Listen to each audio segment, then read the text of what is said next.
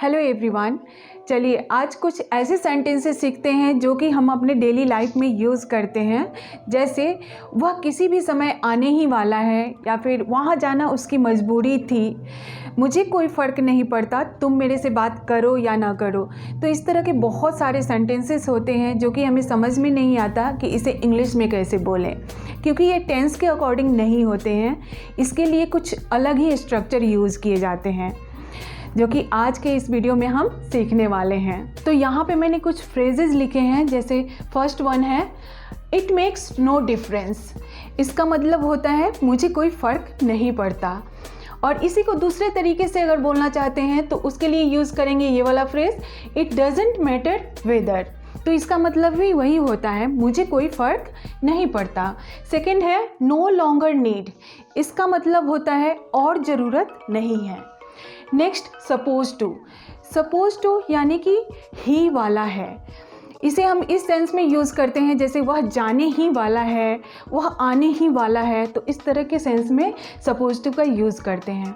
Next compulsion to, मजबूरी है। तो मजबूरी है के सेंस में कंपल्सन टू का यूज़ होगा। Next making rounds of. इसका मतलब होता है चक्कर काटते काटते।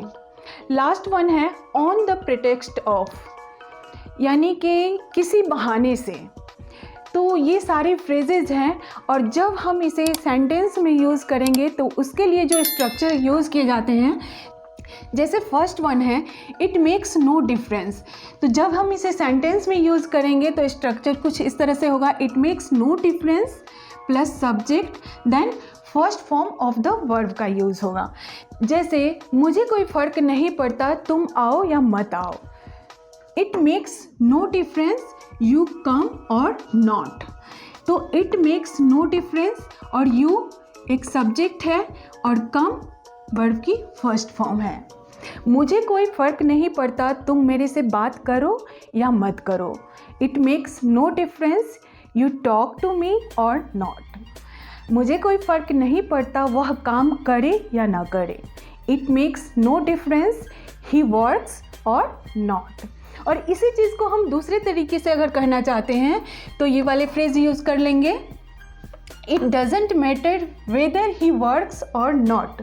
मुझे कोई फ़र्क नहीं पड़ता वह काम करे या ना करे। तो इस तरह से इन दोनों फ्रेजेस का यूज़ किया जाएगा मुझे कोई फ़र्क नहीं पड़ता है के लिए। नेक्स्ट है नो लॉन्गर नीड।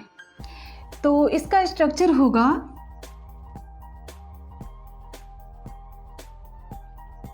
या फिर नाउन का यूज़ होगा। तो नो लॉन्गर नीड का मतलब होता है और ज़रूरत नहीं है। तो यहाँ पे पहले कोई सेंटेंस आ जाएगा, उसके बाद नो लॉन्गर नीड, फिर नाउन का यूज़ होगा। जैसे अब तुम जा सकते हो, मुझे तुम्हारी और ज़रूरत नहीं है।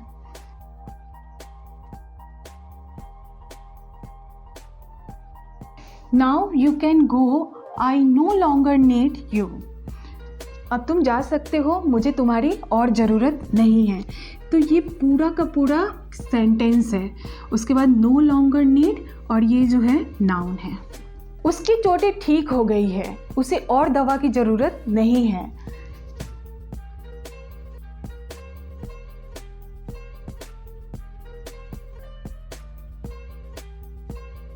His injuries are healed, so he no longer need any medicine. उसकी चोटें ठीक हो गई है, उसे और दवा की ज़रूरत नहीं है। मुझे तुम्हारी मदद की और ज़रूरत नहीं है। I know longer need your help.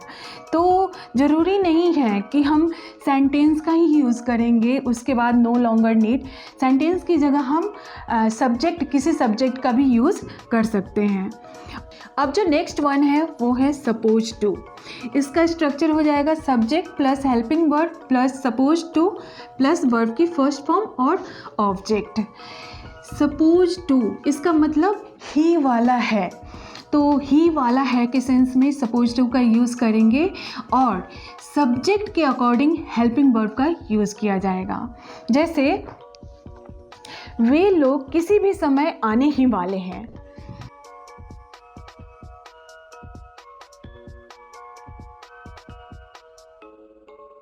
They are suppose to come here at any moment. वे लोग कल गांव जाने ही वाले थे।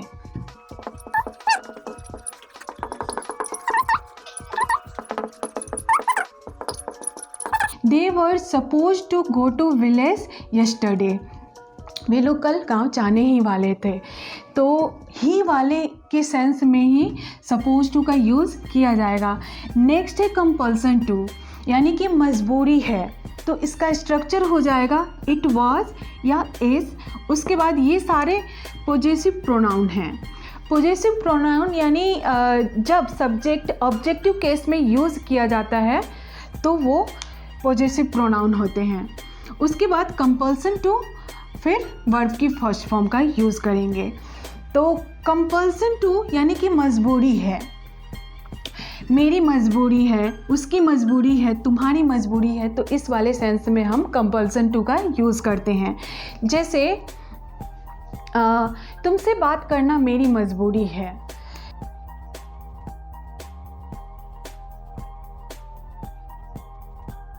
It is my compulsion to talk with you. तुमसे बात करना मेरी मजबूरी है। वहाँ जाना मेरी मजबूरी थी। It was my compulsion to go there. घर से दूर रहना उसकी मजबूरी थी। It was his compulsion to leave far from his house. तो इस तरह से कंपल्सन टू का यूज़ किया जाता है। नेक्स्ट है मेकिंग राउंड्स ऑफ। इसका स्ट्रक्चर हो जाएगा, पहले हम सेंटेंस यूज़ करेंगे, उसके बाद मेकिंग राउंड्स ऑफ, उसके बाद किसी नाउन का यूज़ किया जाएगा। जैसे वह कोर्ट के चक्कर लगाते लगाते थक गया है या परेशान हो गया है। तो सेंटेंस होगा he got worried while making rounds of the court. वह कोर्ट के चक्कर लगाते लगाते परेशान हो गया है। वह बैंक के चक्कर काटते काटते थक गए हैं। तो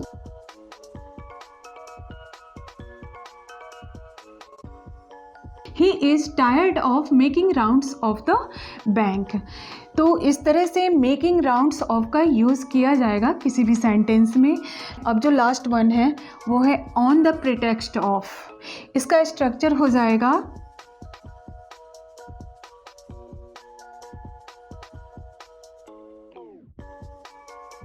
तो ऑन द प्रिटेक्स्ट ऑफ का मतलब होता है किसी बहाने से। फॉर एग्ज़ाम्पल, वह मूवी देखने के बहाने से मुझसे मिलने आई। तो इसकी इंग्लिश क्या होगी?